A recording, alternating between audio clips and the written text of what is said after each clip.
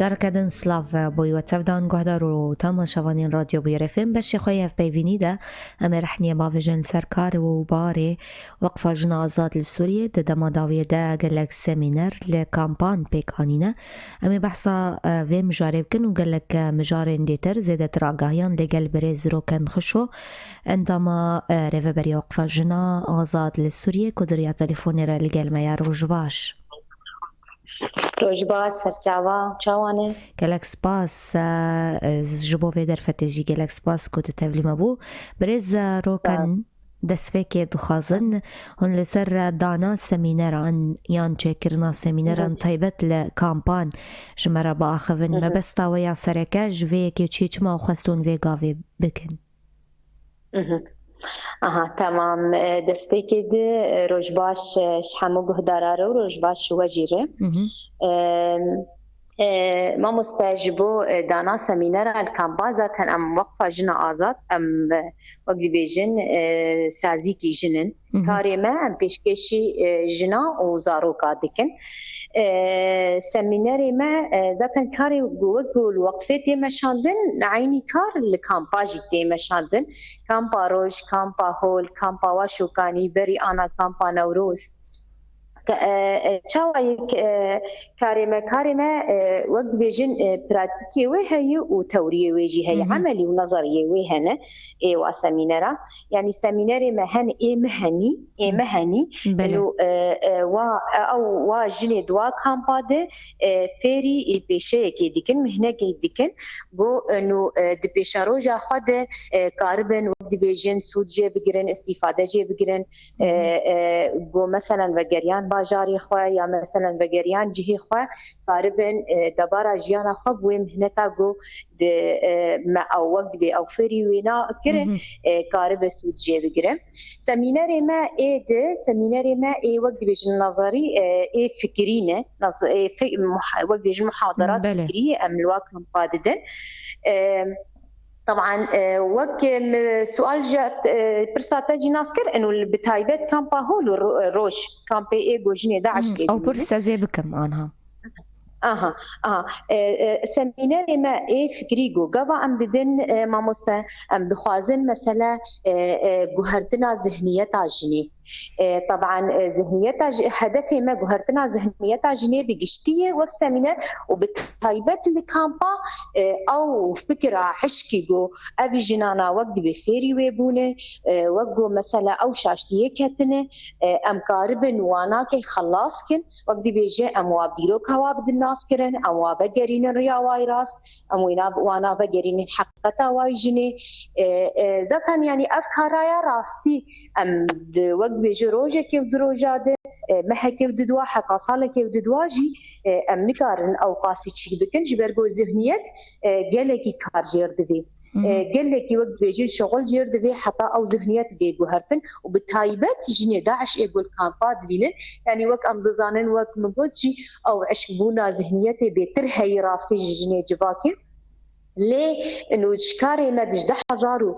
چاردا ده حتارو جائرو قبا طبعا اشتي قوم ام درباسي كامبابون ومكار دويده كيتكت قلق هرتن هاتن شكرن قلق سود جهاتن قرتن بتايبت جني داعش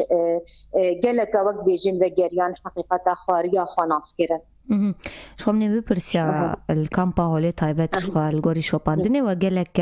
سمینر چکر نمورک شوپیان ورشه جی پیکانینه تانی زمان شو مني بپرسیا کو تنه اون جن دعشی جی فردکن لیتا گوت دخوازم لور بپرسم مجارن کو دوان سمینران دهون بوان را پار ودکن چنه بهترین خواه مجار ذاتاً وقت من دسبيكي جي قوت يعني جن دما قوت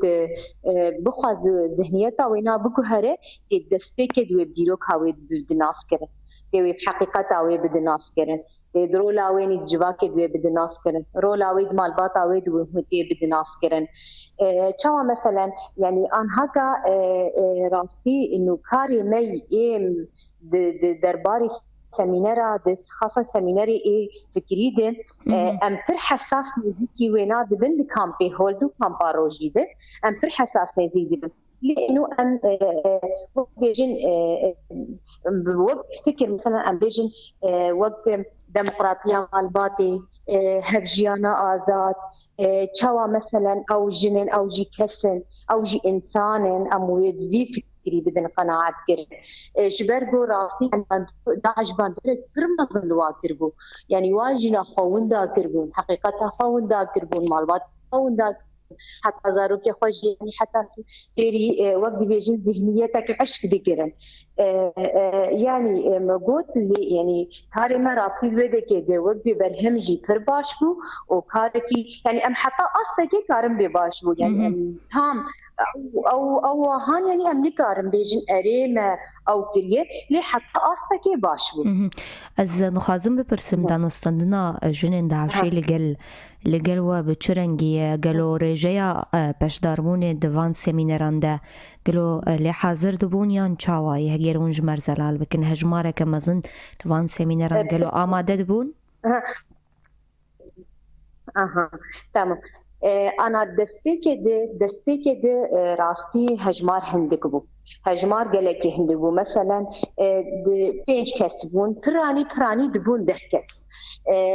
لراستی دما داویده وبشتي انه نيزيكتيا مشوار تشلو وتشاوا انه ام يعني وقت ما قلتي مثلا يعني ام جنن ام سازيك جنن ام دخوازن ام بناسنا ما جين كاردكن يعني نيزيكتيا مال البوارديتن ما قصن يعني ام تشتكي وقت بجن الي كاري كي بدنوا ام الي كاري فكري بدن واجنا ام قاربن جوهرتنا كي واجنا ارتشيكن يعني بشتي اذ نيزيكتيا هانديتن بشتي حوالي خويل تنيشتا خدي تنجوهرتني بوار تشيبونه راسي تبليبونه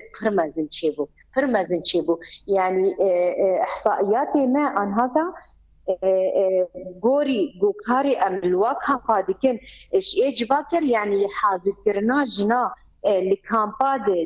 دما سمينرا ده بسيتا خرتر شجهكي وقت بجن مدني قبا ام سمينر بدن يعني هجمارا جنا جارات سمينرا كده بتشيل ده بيجي يعني راستي بدما داوي قبول كرن او هي باشا ام بين سر مجاركة ديتر ين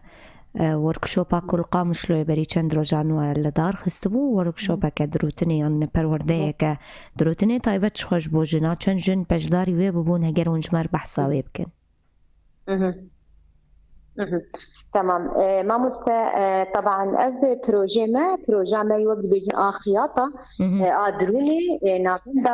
نابين داوينا القام شلويه حروها وقت بيجن اقسامي وينا المكاتب ما يديجي هنا وقت تشل اغا قركي لقي ديركي لحسكي هي الكوباني هي الطبقه هي الرقه هي من بيج هي يعني الجهه واي ميسره قال قام شلوي ليل همجي هذا عيني كاردبه طبعا اب مشغله ما مشغله كي مظن وقت بيجن او جنتيت كاردكه وطبعا وقت ما قوف عمليوي نظري ويناجي ام هنجنا وقت بيجن فيري دروني ديك خياطه ديك طبعا اذ ورشات هما بيجن يعني دوام يعني بردوام سكن عندنا واتنيو دما داويد مثلا او بيست جن لقام شلو تاني بداويبون كاريوانا وقت بيجي باورنا مل وهاد بلاف كرن طبعا او كاريوانا وقت بيفيلونا وانا حسب التعليم وادمينه حتى الوقت بيجن حتى آستاكي يعني ديانة أو ورشاكي أو مثلا بيجن كاركي تايبت بخذكن المالي خذكن باورنا ملواتي بلاف كرن ووقت بيجن إنه أو دس بكار بكن لجهة كده طبعا نتهن اللقام شو ورشة بداويبو وقت مجو الجركيلة جيجي بداويبو ورشة الجركيجي ورشة بداويبو هروها الحسا كيجي ورشة بداويبو ما هناك بحثا وركشوبين ويكون بيرا دبن سيستماي بهتر ام ناس وكن قالوا جبلي دروتني ام بيجن تشتكي دن هن بالي دافيجن سر وركشوبين وبهتري ومجارين ويتشنم ببيجن ونفيري تشدكن جنان الوقف الكاري ايه جمع الوقفه ما مسلم بلي هلبت مهم. اها ذاتا مدربه كيديجو مثلا وقفه جنا ازات مجود ارمانجي وي سركه نو او بروجه بيشكشي ديكش بو جنو زاروكا دهندري وينا دهندري وقفه جند ما مستكوميته هنا كوميتا مي تندرستي هي كوميتا مي پروردي هي كوميتا مي بروجه هي هر كوميتا كي ماجي عمليه وهي ونظريه وينا هي مثلا كوميتا مي صحه عمليه وينا مستوصفات مي صحي هنا عيادات متنقل هنا طبي طبيعي هي وقت بيجان نظريه في كوميتي محاضرات صحي دي درباري نخوشيه هي دي وهر وها راد بب كامبانيا دي درباري وانا خوشاده وهر وها جي بيجن دورات التمريض دي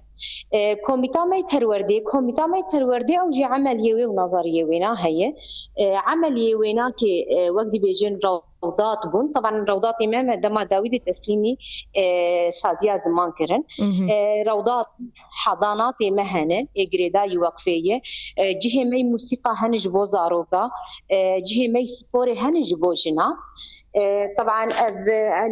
عمليه وقت بيجي نظريه كوميتا مي پروردي عيني وقت مقود او كاريغو ام لكامبا ديكن درباري جو هرتنا ذهنيتا جنيده ام عيني لبيده ديكن يعني او وقت بيجي نظريه في كوميتيه وقت بيجي نعم جنيب ديرو كاوي بدنا اسكرم حقيقتا وي برولاوي راسي جواكي دي وكم زانه دي